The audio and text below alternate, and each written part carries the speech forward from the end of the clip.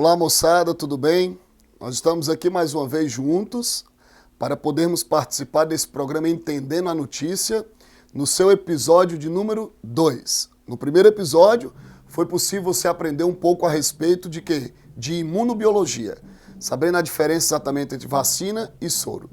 No episódio 2 dessa nossa primeira temporada do programa Entendendo a Notícia, nós vamos exatamente discutir a respeito de quê?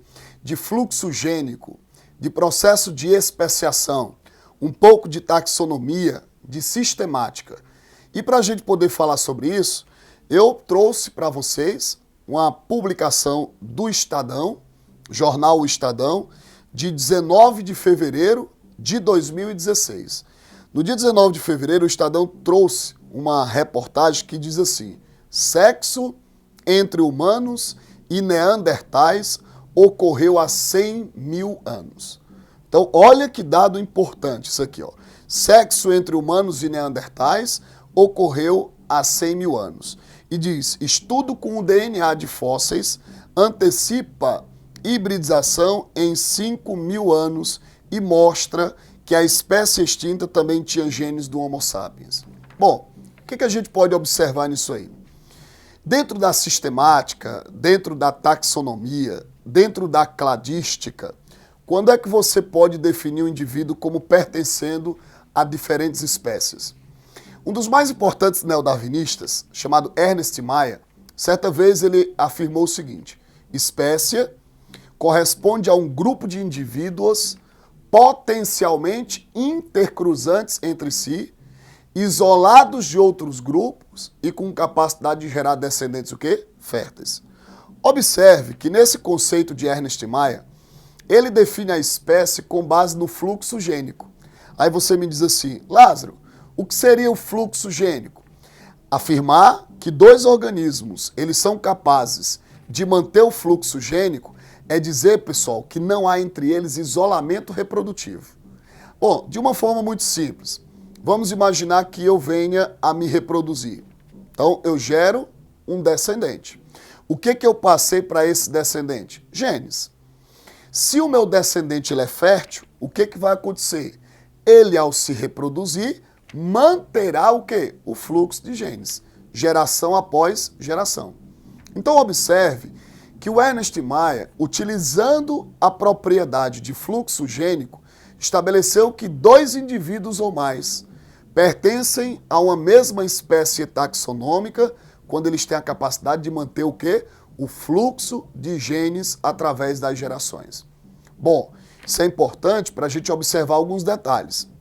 Já caiu em vestibulares casos em que a questão afirmava que dois indivíduos em que tinha nomenclaturas científicas diferentes, ou seja, no sistema binominal você observava nomenclaturas diferentes, mas ele dizia que esses indivíduos eles conseguiam manter 3 gerações férteis. Pessoal, se dois indivíduos conseguem se reproduzir e manter a capacidade de fluxo até a 3ª geração com férteis, isso implica que não há isolamento reprodutivo entre eles.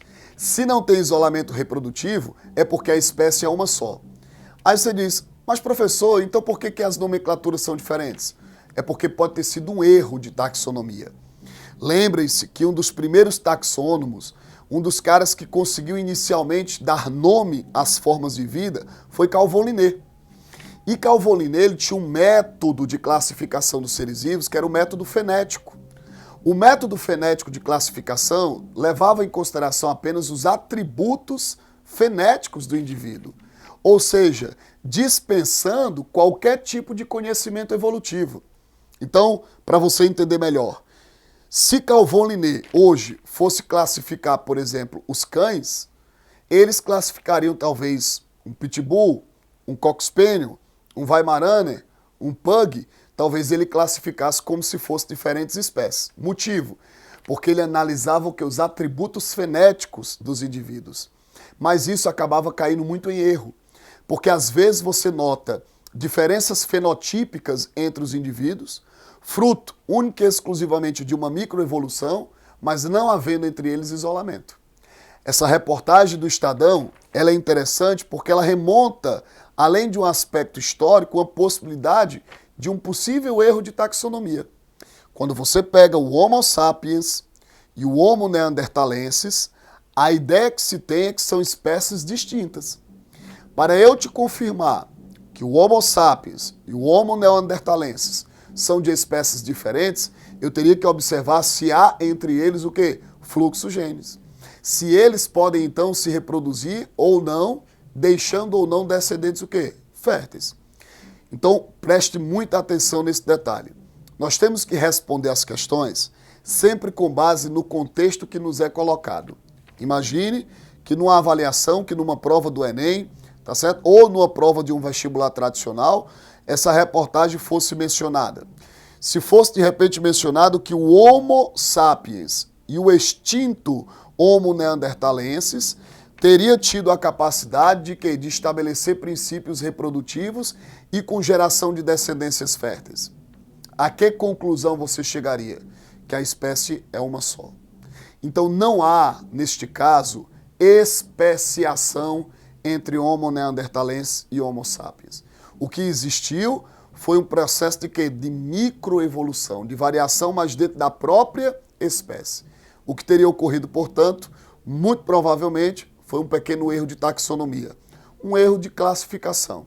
Mas hoje, baseando-se no conceito de Ernest Mayr, no conceito desse importante neodarwinistas, certo? Nós poderíamos afirmar que a espécie seria o quê? Uma só.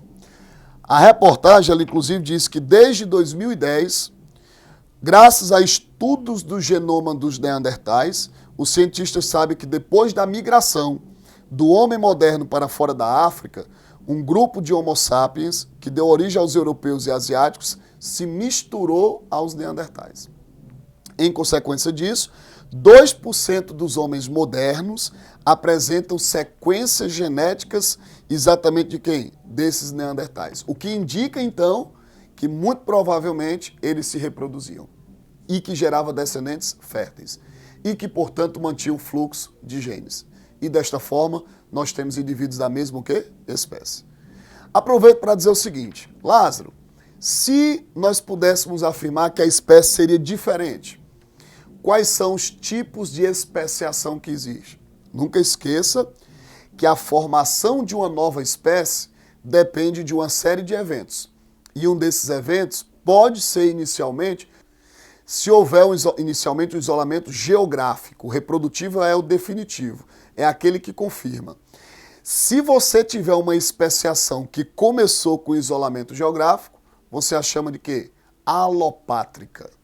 E se a especiação ela acontecer sem o isolamento geográfico, você chama de quê? Simpátrica.